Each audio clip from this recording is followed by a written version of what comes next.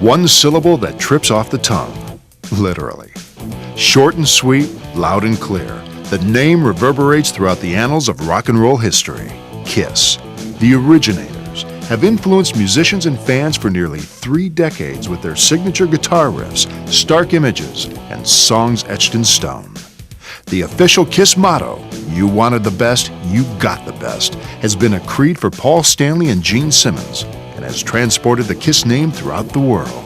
The reunion of the original band members during the final years of the 20th century produced 3 of the largest grossing tours in concert history.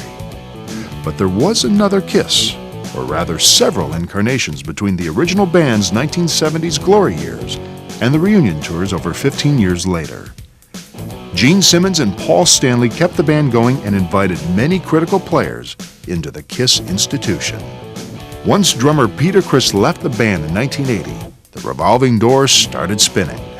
Eventually, 5 different musicians helped to keep the KISS legend alive, until original members Ace Frehley and Peter Criss came back on board with full costumes and makeup in 1996. During the interim, the 2 founding fathers, Gene Simmons and Paul Stanley, were there, masterminding every move of the band.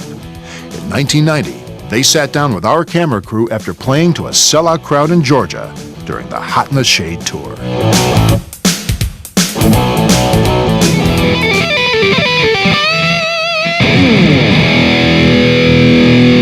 What we were doing it was bigger than life, you know.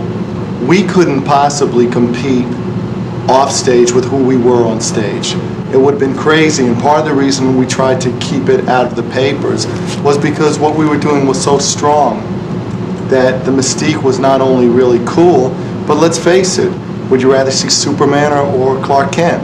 We're not Clark Kent. At this point, we've obviously proved, just by taking off the makeup and continuing, that that's not the case, but what we were doing was so strong that it was worth the effort to kind of lay low.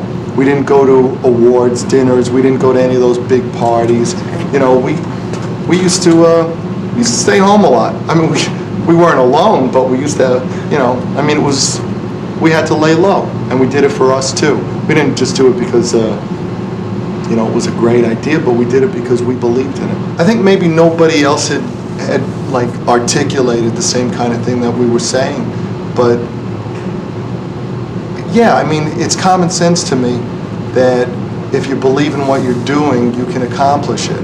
And if somebody is telling you you can't accomplish it, it's because they failed. And people who fail like company, you know, I mean, that just goes without saying. And if somehow that was something that people, you know, decided was worth remembering and following, then great. We never set ourselves up to be leaders or guides or enlightened souls or anything. We always spoke what was on our mind and always have. And if you're into it and if you do what we're saying, then that's great. But we've never said it because come do it our way. Some people say, what do you believe? We tell them what we believe. If it's good for you, that's great. If we set an example for people, then I'm real proud of it. It's like a bonus. Success at what we believed in, you know, as far as music goes, was all we ever hoped for. But when you see other people following what we started, it's really like icing on the cake. I mean, it's really something special. Not only has our music like stood the test of time, but there's other bands who, you know, you can either look at and see us, listen to and hear us, or if they won't admit it, it's obvious to everybody else. So that's real gratifying to us. But honestly, I don't think it means an awful lot. We're just too busy having a good time to try to figure out who we influenced and who we didn't. We started off as a rock and roll band, basically to do what we wanted to do, and the rest has just all been cream. The fact that we've existed so long, the fact that other bands appreciate us to whatever extent they do. It is real gratifying to have somebody come up, opening band, and every single opening band does it, and says, if it wasn't for you guys, I wouldn't be doing this. You know, thanks a lot, but that's all we ever make of it. To do more than that is to really start believing all the stuff. We're not caught up in it. It's weird because sometimes it borders on coming across, if we're not careful, like we have this self-proclaimed role. The statesman of, you know, shut up, it's who such cares? bullshit, you know. Sometimes, somehow that gets dropped out of an interview, and we get left looking like, you know, the elder statesman, you know. It's such a load of crap, you know. If we did something great. KISS did do something great. They may be too modest to admit it, but countless acts from Pearl Jam to Garth Brooks have admitted to a KISS influence. When KISS made the decision to take off the makeup in 1982, it wasn't an act of desperation, but one of evolution. The final 3 concerts in makeup were stadium shows in Brazil. Probably playing to however many people there were in Rio, outdoors, largest stadium in the world. It wasn't the Rock in Rio, this was before they had it. It was just KISS in Rio. And it was a series of Brazilian dates, Sao Paulo and all these stadiums. And this was around Creatures of the Night. It was almost the last show we did in makeup. Then after, we just sort of knew, it's like the biggest audience in the whole world. That's it, now it's time to change. I remember being on 23rd Street and the original band getting together for the first time. And when we started playing, I just said, nothing's going to stop this. There's magic in the room. That's where the egg cartons were on the walls. And Yeah. So with rotten eggs. We started playing, still. we were playing like Deuce and that kind of stuff. And when the 4 of us played, I said, that's it, we're home. The original magic that Paul, Gene, Ace, and Peter had created thrilled millions of fans and gave them the momentum to carry out their dreams. But KISS and makeup created a comic book image that Paul and Gene eventually thought they had outgrown. KISS wanted to change. And what KISS wants, KISS does. Every once in a while, I guess people who haven't seen us for a long time have this thing about, the makeup. Everything, I guess it's because it was part of their life growing up. Everything is, was, and will be the makeup. And okay, it's valid because they grew up with that. And because they haven't seen us in a while, maybe 10 years or whatever, you guys don't really do that stuff, do you anymore? I mean, somehow they associated the pyro and the songs and having a good time and rock and roll all night party every day, that thing, the KISS thing, with the makeup. And I think that's their problem more than ours. Before the makeup, it was a band. Those songs existed before the makeup. The makeup was a transitory phase. We're proud of that. And you have to evolve past that. I always find it funny, though, that there are some people who, I mean, I guess it's human nature. Once something loses importance in your life, you think it's gone. So sometimes I'll talk to people and they go, oh, KISS is still together? I go, yeah. Oh, where are you playing? In New York sometimes somebody will come over and say, well, where are you playing? And I go, well, we just did Meadowlands, we just did Nassau Coliseum, and now we're coming back to do Madison Square Garden. On this tour? Yeah. Gee, I didn't know you guys were still together. Well, hell, when was the last time you bought a KISS album? So I guess to some people, when they're not a part of it anymore, you don't exist anymore. But that's cool because a lot of the people that are seeing us for the first time. And I like that. There's something exciting about having somebody who's seeing the stuff for the first time. It proves that something isn't just your older brother's music. The fact that we can survive, and in fact, survive well. I think it's great. It's the highest compliment for a kid to come up and say, hey man, I never heard any of your albums. I just bought your new album. You guys are great. That's the best compliment. I think it's great when you realize that when people are coming to see us, there's enough of them now at the show who don't know a lot of the songs. There are people who are showing up because they've heard about KISS and they see the bands who say they listen to KISS, So these people show up and you can't force these people to like what you're doing. And when they leave, they're either going to be into it or not. If Forever is a song that gets somebody to come see us, that's okay. But you're not going to get 2 hours of Forever. So if Forever sounded fabulous and the rest of the songs were dogs, everybody would leave and say it was the biggest stinker that they ever saw.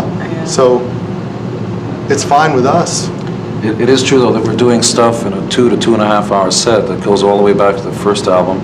And there are fans there. I mean, there were fans there tonight, for instance, from Japan, from Germany, that have followed us around for the entire tour. I don't know where they get the cash, but they're there every night.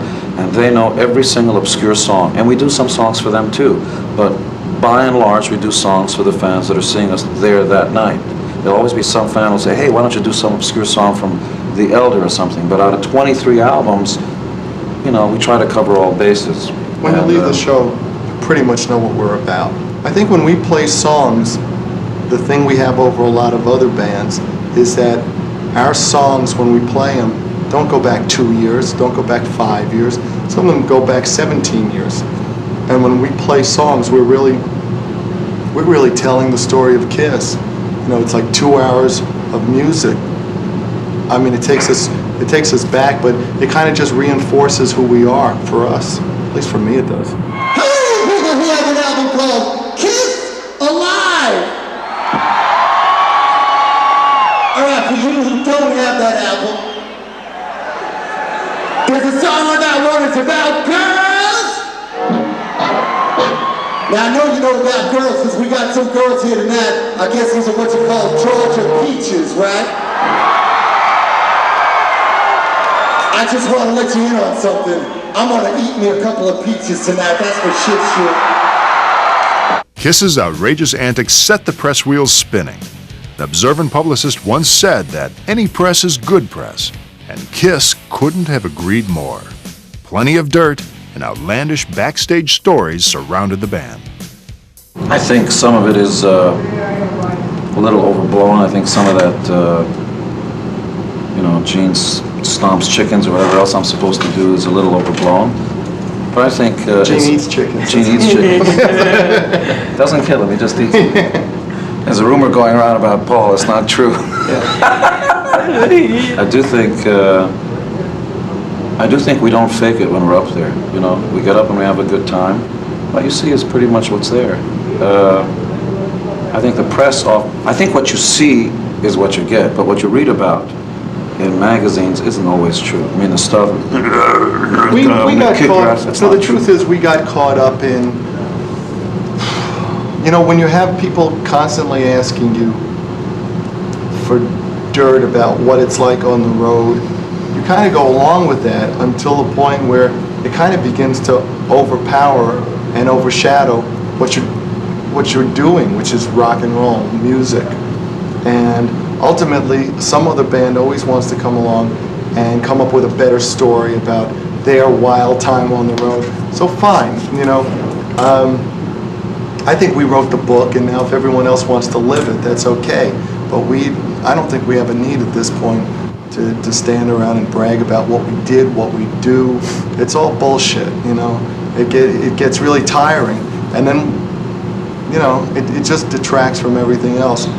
One magazine a few days ago, the guy was saying, tell us a wild road story.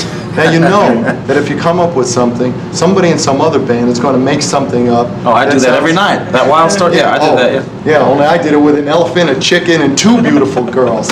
So, you know, fine, you win. You're much hipper than us. You live a wilder life, you know. Who cares? It is interesting to read interviews and read every single interesting quote. All that stuff that you read about, I've read it before, folks. Man, it was cool. It was, dude, like I stayed up all night for 3 days. Pal, I heard it. Circus Magazine, 15 years ago, I heard it. We do anything for our fans. We live for our fans. Yeah, pal, listen, I've heard that one. It's been done. We believe in a show and music. Yeah, that's very original. I heard that one. Okay. Yeah. Okay. I'll do anything to, right? Got it. If it wasn't for the band, I'd kill my, yeah, I heard that one too, right? We live for our fans. We live for our fans. No Heard kidding. Because if you didn't, your fans are going to leave you. I heard that one. But anyway. You know, famous, you know, if some people don't like being famous, they should pay attention. They shouldn't be famous. Yep. Wow, that's original. I heard that one. Okay. All that is great, but ultimately a band is going to last or not last because of music. You may not like the music, and that's tough shit, you know, but somebody likes it, and we've been doing this a long time, and sooner or later, you're going to have to put up or shut up. And all the wild road stories, and all the drugs, and all, I used to shoot drugs in my eyes, but now I'm straight. That's fine. But sooner or later, people are going to judge you on your music. And that doesn't take 2 years or 5 years. Sometimes it doesn't even take you 10 years. It may take 15 years. But all the other stuff, it's extraneous. You know, it doesn't count. Ultimately, the music's going to make it or not. Doesn't matter how often you change your hairstyle, or how much you deny what bands influenced you, or that you have more pyro than somebody else. You're missing the point. KISS fans have identified with certain songs and proclaimed their favorite albums over the years.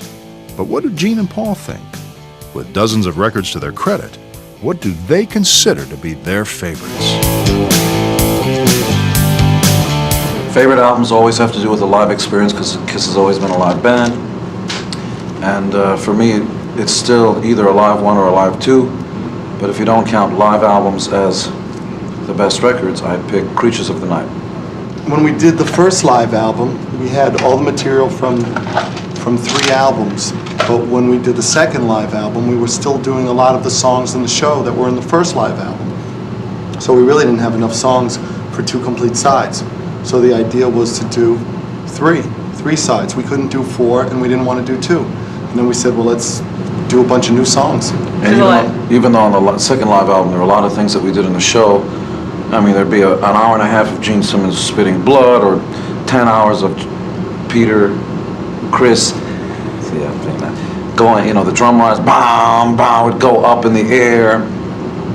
Gee, that's a good idea, have the drums kind of doing stuff. Anyway, the drum lines would go up, and it would take like forever to do it, and even though it was spectacular live, when you hear it as music, so we cut a lot of that stuff down, so that we just left with the songs and a couple of booms. That was us on the record going, boom. Favorite KISS album is probably Destroyer. Yeah, I gotta change mine. Just because it was a ballsy album. Not ballsy because it was sonically earth-shaking, but it was a ballsy album because we did what we wanted to, and we took all the chances we wanted to. And we also spent a lot of time doing it. It was the kind of album where we really spent a lot of time and effort, and we're willing to take all kinds of chances. And Gene's still learning how to play the bass as we speak. I can't hear that. We did it in New York, and we were rehearsing at a studio called Carol's, which isn't even around anymore. And there was a big room that just looked like an empty, like this, only much larger. And across from the Greyhound bus terminal. Yeah, and we would rehearse, and Bob Ezrin was there. And it was really like we had our asses against the wall, literally, because we were coming off Kiss Alive, which was a huge album, and a lot of people were saying it wasn't going to last. Like, this would be like this fluke, big album. Kind of like people said, well, Peter Frampton and Kiss, they'll have a live album, and then there'll be history. So we really had our backs against the wall and had to come up with something real special. And Destroyer was it. In 1977, KISS and Marvel Comics teamed up to create the first KISS comic book. The comic gave each of the characters unique superhero powers. This helped to fuel the mystique of the band and to solidify the individual identities of each member. To publicize the event, KISS cooked up an ingenious publicity stunt and poured vials of their own actual blood into the red printing ink. It was just a couple of months ago, somebody was going, come on, you didn't really put blood in it. I'm going, yes, we did. I remember not only did we took the blood at Nassau Coliseum, we had a doctor backstage. After the show, the next day, we flew upstate to Buffalo to the printing press where they were printing it, took these test tubes of blood and dumped them into the vat of red ink. So that there are pieces of us and certainly some comic books, So DNA. It was a wild idea. It's a good premise for a horror movie. Some mad scientist takes the DNA molecule, fuses it with the pulp from the comic book, and creates a new life form. I like that. It's like The Fly. KISS had created a phenomenon much like the Beatles had done more than a decade earlier. 4 unique identities within one band. The strength of these individual personalities, along with a tremendous fan base, allowed KISS to do something few bands could ever pull off. Ace, Peter, Gene, and Paul each released solo albums on the very same day, keeping the band unity by album cover design only. These 4 records were very distinctive in sound and true artistic statements without any other KISS members' influence. We finally have the lowdown, but they're also very, very close. Everybody will tell you something else. The person who you interview will ultimately tell you that according to records, they sold the most. But what's very interesting is everybody will tell you they're sold the most. I think we should leave it at that, because I think the one that sold the most, the guy isn't in the band anymore. No, it wasn't that. It was a Billboard. You know, the Billboard book of... Anyway. During the recording of Creatures of the Night, Ace Frehley decided to leave the band, and newcomer Vinnie Vincent got the job. His character was a guitar wizard, steeped in myth and magic, with an ancient Egyptian symbol for everlasting life etched onto his forehead and nose. Every single year that we've been around, we've gotten all kinds of crap about all kinds of things, the least of which is our name. It's usually the way we look, or they can't write songs, or who the hell knows. It really just stands for kissing, just kissing somebody. Are you talking about the name or the band? What are you talking about? What is the band? Knights of all that stuff. You know, as far as I know, that started in the South by some knucklehead who somehow associated religion with the letters. Our name has always been spelled in capital letters. You'd see the Rolling Stones, it'd be a big R, and then the rest of the letters would be small. For some reason, either because our logo, KISS, has always been in large letters. It's not large K, small I-S. Probably because it's all caps. Everybody keeps asking, what does it stand for? So each letter individually means something. It really doesn't. It doesn't. People give us, I mean, people, if we spend as much time thinking about stuff as people do, we'd come up with some real interesting stuff, but it's very strange. It doesn't mean Knights in Satan's Service. It doesn't mean kids in your sister's slip. It doesn't mean any of that. It just means la bouche. It's actually the mouth, isn't it? Or does it mean the kiss? No, it means la bouche, is the mouth. The mouth. In French. That's right. All right. And fermer la bouche means shut the mouth. No, it means firm mouth, fermer. Yeah. KISS has always made an attempt to play in as many different cities around the world as they could find the time, the money, and the desire to play for. Starting in the early days of the band, when they would pile into a van and drive to obscure cities, they continued the trek through the farewell tour, where they played many smaller towns that most top touring acts wouldn't find the time to visit. Nowhere is everywhere, and it's very important to the person who's here. This isn't nowhere. For the person who lives here, this is home. And that's something that some people forget, and it's wrong. Because just because you're from a big city and you think you know everything and you've seen everything, people don't choose where they're born. And everybody who's here has just as much right and deserves to see the same kind of show and the same kind of output of energy that somebody in New York or Los Angeles is going to see. I mean, to start saying, well, this is nowhere, we'll coast through the show, it's crap. I mean, you can't avoid the fact that we also enjoy ourselves up there. It's a little... But it's pride. It's not like, it's pride. I don't think we could face ourselves if we coasted through a show. We would walk off the stage, and then we would be guilty of everything that the people who don't like us say. And no matter what anybody says about us, and no matter what anybody ever says about you, as long as you know the truth, you sleep fine. People don't, we haven't mentioned this at all. Paul's involved, not with a girl. Paul's been involved in a couple of accidents on this tour. A couple of shows had to be canceled.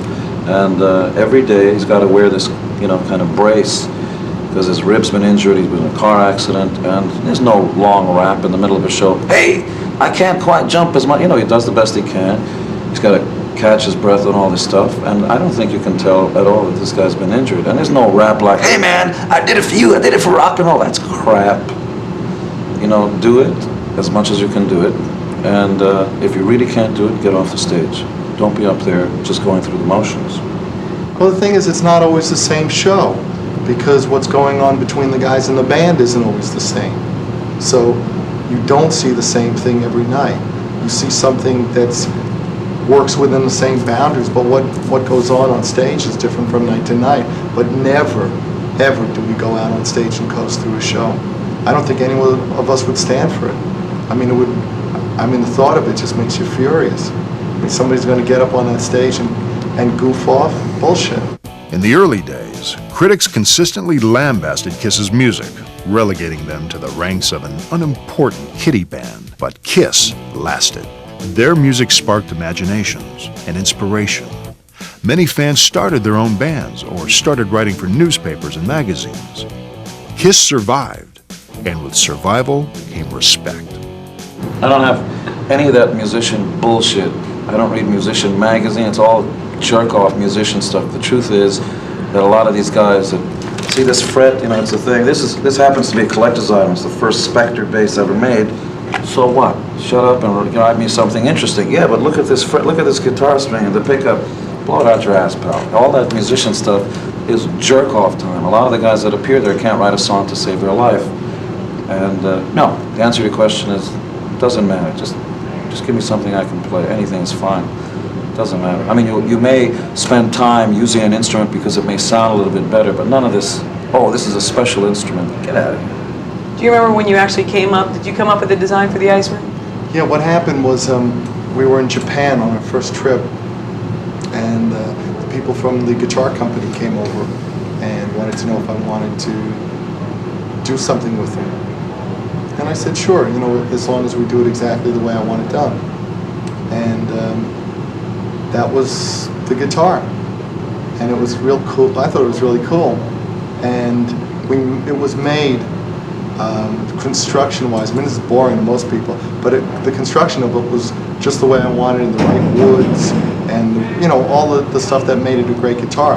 However, once it went into production, over a period of time, they kept cutting back on quality, you know, to be able to turn them out. And finally I said I don't want anything to do with it anymore. The original ones are great. Yeah. In fact, there's so few of them, you have to go and buy one from a fan. You Yeah. know, yeah, some guy came up in Oregon and said, look what I've got. He goes, can I see that guitar for a second? Yeah, So, I had to buy it, yeah, so I bought it.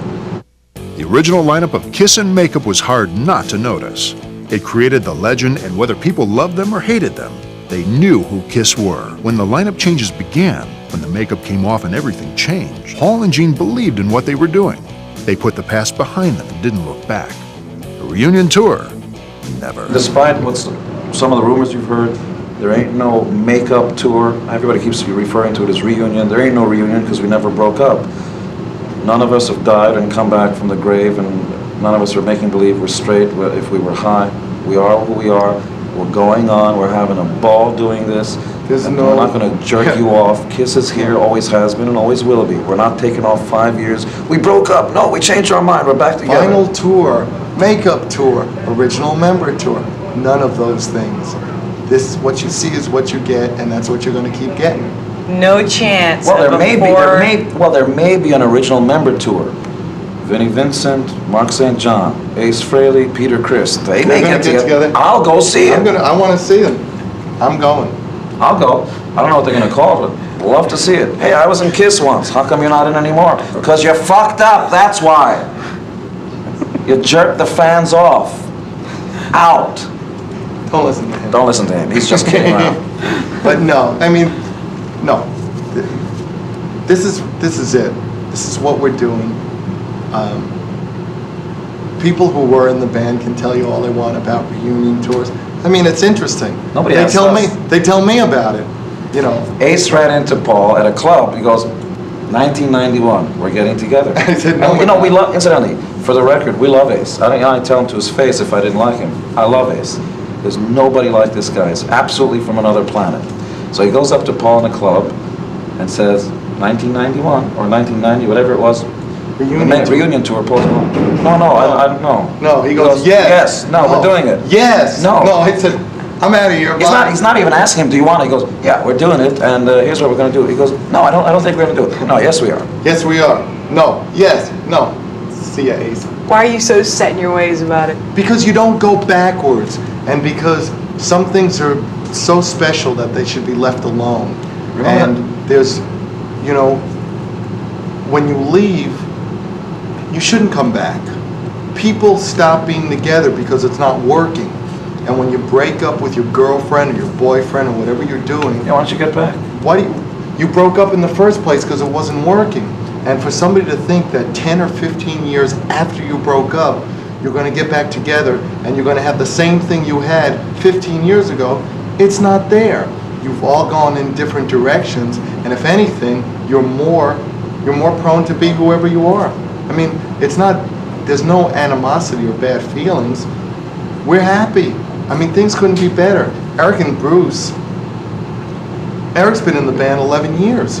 Bruce has been in the band probably 5 years. I mean, talk about stability. That's actually longer than the original ones, is it not? Well, It's longer. for Ace, Eric. I can't remember Peter anybody's name. Criss. Vinny, Ace, Peter, Mark. Eric Carr has been in the band longer than Peter Criss by a couple of years. He's been in the 11 and Peter was in for 7. I'm sorry, that's not right. It's been a couple of years more than Peter. But there's no reason, there really is no reason to try to recreate the past. We want to create the future. The past is like something that we've built on.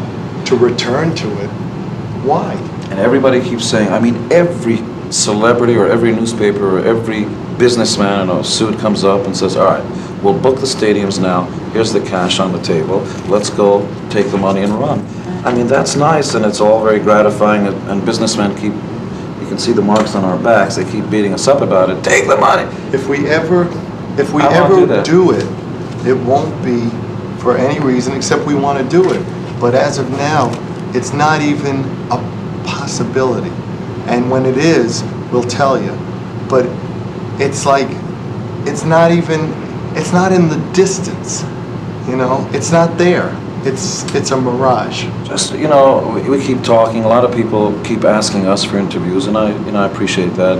We've been around from the beginning or whatever, but people shouldn't forget that Bruce Kulick, our guitar player, lead guitar player, and Eric Carr, just as important in the band, and you know, it's nice to see your name in the papers and the magazines and stuff, and we appreciate that. But without those two guys, it's not a band. It really is a band. Everybody's really, you know, happy with each other, and the idea of playing with anybody else except those two guys, I don't get it. What are they going to do?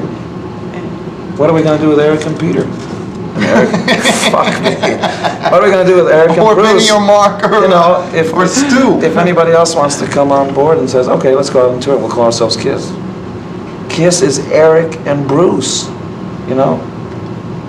If we ever did something else, we would, you know, we'll make some kind of arrangement or something. But it's not, there is no plan. It's again, I mean, we've got plans for the next 2 years. And they involve KISS and the next album and a show that's going to make this look like something you would see in your living room. So that's it. We have, you know, we have records and contracts that take us through the year 2000. And I can't think of a more exciting way to welcome in the next century than by getting up someplace. I don't care if it's in Augusta, Georgia. It doesn't have to be Madison Square Garden. Get up someplace and welcome in the next century. You know, rock and roll all night. Welcome.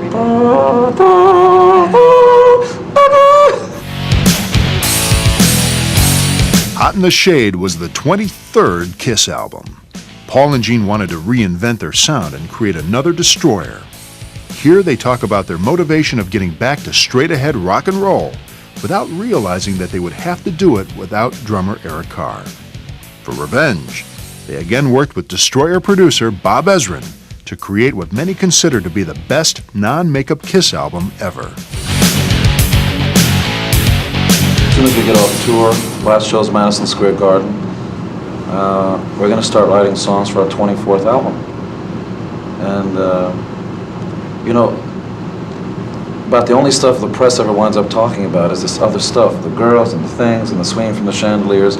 It's because, folks, we never get asked to do peace festivals. We can't go to Russia. We don't do Live Aid. We're trying to get arrested so we can do one of those benefits to raise cash for something. You know, We're not on parole, so we can't do any, you know, we can't do any of those good humanitarian things. I don't get high, so I can't do a thing. I was dead, now I'm alive. See, I used to shoot up it. I can't do that, so. We want to go help the rainforest, but Sting doesn't call, so it's like, you know. I think it stinks, so I can't. We don't have anything to talk about. The Indians are afraid of us. The trees wilt. We're, Whales like us. Whales like us. we're trying to nuke the baby whales. That's a big movement we're starting. There's hardly anything to talk about. But we're gonna be writing and really spend a lot of time. I think what we're trying to do this time is really use a blueprint of Destroyer for this next album. which means that we're going to spend months kind of rehearsing as a band, which is something that we don't always have the luxury of doing. We're going to spend time every day rehearsing, just taking bits of songs, trading little bits and pieces, which is kind of the way we did Destroyer. And we haven't decided on a producer, but we're gonna bring in a producer and try to make the kind of album that Destroyer was. I think Hot in the Shade was great in that it kind of was like cold water in our face. It kind of like slapped us once and said, let's get back to rock and roll, straight ahead rock and roll. And this has to be a continuation of that. That was a good first step, but we got a long way to go. By spring or early summer, we should be in the studio. And if not, if the songs aren't ready, we're just going to wait until it's ready. We're not going to work this time limit. with a clock. We're not working with a deadline for this album.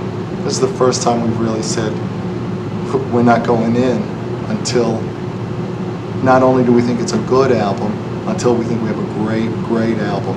And Hot in the Shade was really good, but this next one has to be that step past. We really have, over well, however many years it's been, 16 or 17 years, been real good about, you know, putting the records out. No 5-year hiatuses. Nobody goes off and contemplates his navel in Tahiti someplace. You know, it just and nobody's thinking of going off on vacation. We're not going to do any of that stuff. Just, you know, real hard work. The same stuff that we never really had the luxury of just taking the time to sit down, write, rehearse, and really do it right. We've always been our own. Somebody died? We've always been our own hardest taskmasters. We've always pushed ourselves more. Well, even if we said we're going to do the best album, we'd say we're going to do the best album and we're going to start it on this day. And we're going to deliver it on this day. And we would work 3-4 studios at the same time, 24-hour days, and this time we're just going, we're going to do the best album we can, period. If it takes a year, great. If it takes 2 years, that's great too. When it comes out, it'll be ready. When Peter Criss decided to leave KISS in 1980, the band auditioned over 200 people for the job. Eric Carr fit in perfectly. Eric's heavy drum style, much like Led Zeppelin's John Bonham, re-energized the band. In early 1991, Eric was hospitalized with what he thought was the flu. Further tests revealed that Eric had a tumor in his heart. On November 24, 1991, Eric Carr passed away. They mourned the loss of a great friend, but eventually KISS picked up the pieces and carried on. Well, you know, death, when it's in your family, is very tough, and it's very hard to even verbalize, because anything you say trivializes it. When somebody who's been with you for 11 years tells you that they're sick, you tell them they're going to get better. When they tell you that they have cancer in their heart, you tell them they're going to get better. No matter what, you have this belief that everything's going to work out, or that they're going to be sick forever, but they're not going to die. And my belief in God is certainly strong, but somebody's going to have to explain to me why things like that happen to people like Eric. What keeps KISS going now? The fans. Even though they are retiring from touring, KISS will live on in the popular culture of the world. The music, the legends, the games, toys, comics, movies, and more will keep the spirit of KISS alive. What keeps KISS going? What keeps KISS going? What keeps the KISS thing going? Excuse me, would you like to join us in the video? Come on in. I mean, I'm saying, if you're going to talk, do it on camera. Come on. What? Helped you out, didn't it? Yeah. So what keeps the KISS thing going? What keeps KISS going?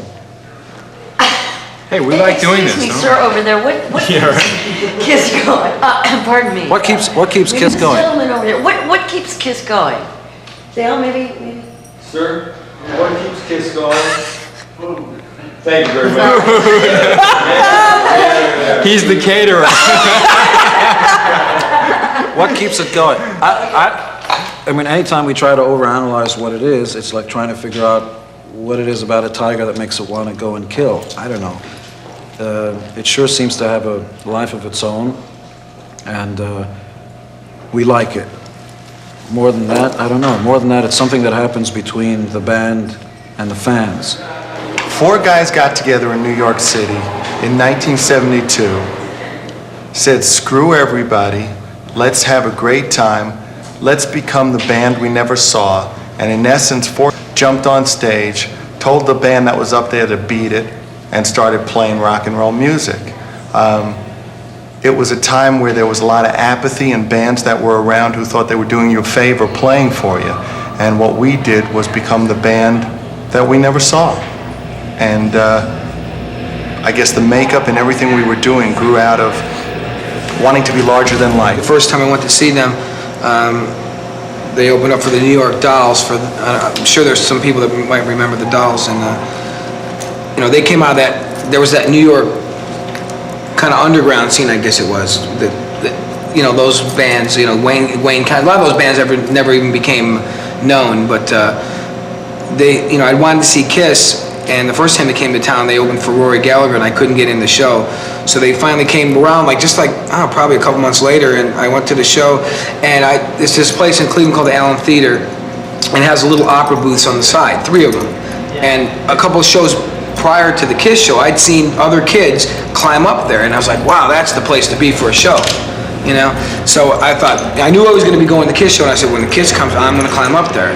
So as soon as the lights go down, boom, you have to scale the wall, you know, and I was pretty agile in those days. Yeah, that's for lack of a better word. And so anyways, I monkeyed my way up there, and I climb across, and I'm like, you know, really digging it, because that's like the place to be. It's almost like, you know, everyone envies if you can get up there, you know, because you have to do it, you have to be sly, because those security guys will catch you. So nobody usually pays any attention until all of a sudden they go into the song Firehouse, where they start having the sirens on stage, and then they have the searchlights go like crazy all around the audience, just to kind of create this pandemonium vibe. And the searchlights come up, and they happen to spot me, so the spot guy stays on me for a while, so I start going, yeah, you know, like, hey, look at me. And then boom, all the security guys are there. So I ducked down and pulled the curtain back and watched it was like near the end of the show, so I watched the last couple songs hiding behind the curtain, because these guys are down with flashlights trying to get me to come down. So as soon as the lights came up, you know, I climbed down and I got thrown out of the show. So that was my first experience to KISS, getting kicked out of their show. There's something that the fans give us, I know I get it, that you can't get anywhere else, not from your friends, not from your mother. It's so much love. It's just like, it's like this big hand that comes down from the sky, almost like an arm of God saying, it's okay, Gene. Another day's gone by and it's good. Today is good. You feel loved. I don't know. Yeah, we go through withdrawal. You really do. Once you're off the road, you know, it's nice. You got to stop. You can't obviously tour 360. How many days in a year? I don't know. 364 days in a year. That's why you're a musician. Yeah. But you get off tour and all of a sudden you go back home, and you know, that's nice. And then you realize, where are those thousands of people that were screaming every night for you? And where's that magic of plugging in a guitar into a Marshall stack and a big stage with the lights? And it's very hard, you know? We're real excited to get back, ready to go on the road and see our fans. I mean, maybe Christians get this more than other people, because they keep talking about born again, born again, born again. I feel like this is born again KISS, almost like this is the first album all over again, like we found ourselves. It's like a little kid who runs away from home and goes out there and says, wait a minute, I don't like this, I like home. I feel like KISS has come home and is itself. And I think it's time to get up on stage and show all these little bands out there how the big boys do it. Anybody who believes that this is the Gene and Paul show, the Paul and Gene show, or anything like that, is really selling the band short and giving us way too much credit. Listen to this album, and it's got 4 people written all over it. I mean, there's 4 people who started this project and wouldn't give up until it was done. This was a real tough baby to deliver, and it took longer than 9 months, and it's a monster. I dreamed I went up 42nd Street, made a left-hand turn, and the UN building was an amplifier. I took the elevator up to the 3rd floor, plugged in, and played. And the entire skyscraper, skyline before you, the Empire State Building, everything just flew off the face of the map. And I stood there with my legs spread, and I went, yeah! Power simply for the sake of it. Didn't mean anything, I just felt like, wow. And then I remember the King Kong thing kept coming over and over in my head. So I figured, what would you like to do at the turn of the next century? Here comes the 21st century. What are you going to do? Everybody should be planning it. It's only 8 years away. What are you going to do? I want to be on top of the Empire State Building, plugged into the biggest amp in the world, and at the stroke of midnight, hit that chord and let it mess up air traffic, sonic booms, and right after that, I want to dip like the king. I want to get in there and have the girl go in harmony, because it's about life and you got to live it all the way. Okay. Say when. I'm sorry. Shh. Shh. I'm important. Come on. You're watching Turn On the Volume. This is Gene Simmons. Won't turn it up if you don't turn it on. Excellent. Do that. Do that. Do that. Do that. Okay, action. Hi, this is Gene Simmons. You're watching Turn Up the Volume. You want? Okay, rolling. Hi, this is Gene Simmons. You're watching Turn Up the Volume. How could you turn it up if you don't turn it on?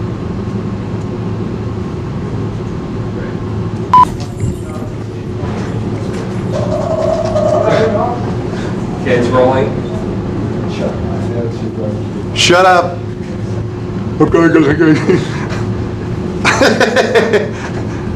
We need silence. Still rolling. Go ahead. Hi, this is Paul Stanley, and you're watching Turn Up the Volume. Turn it up and keep it up. Best advice anybody ever gave you? Get a life. Don't listen to it. Get a fucking life. If somebody gives you advice, tell them to fuck off. Yeah, you don't get need your own advice. Advice is bullshit. Because when somebody gives you advice, they're giving you their advice about what they would do. And the only way that you're going to find out what you should do and what you shouldn't do is by finding out. Obviously, you don't need to be told don't jump off a building because you're not a moron. But as far as people telling you advice, I don't want advice. I really, I resent having somebody come over to me and tell me what they think I should be doing. Because I don't know what you should be doing, so how can you tell me what to do? Get a life.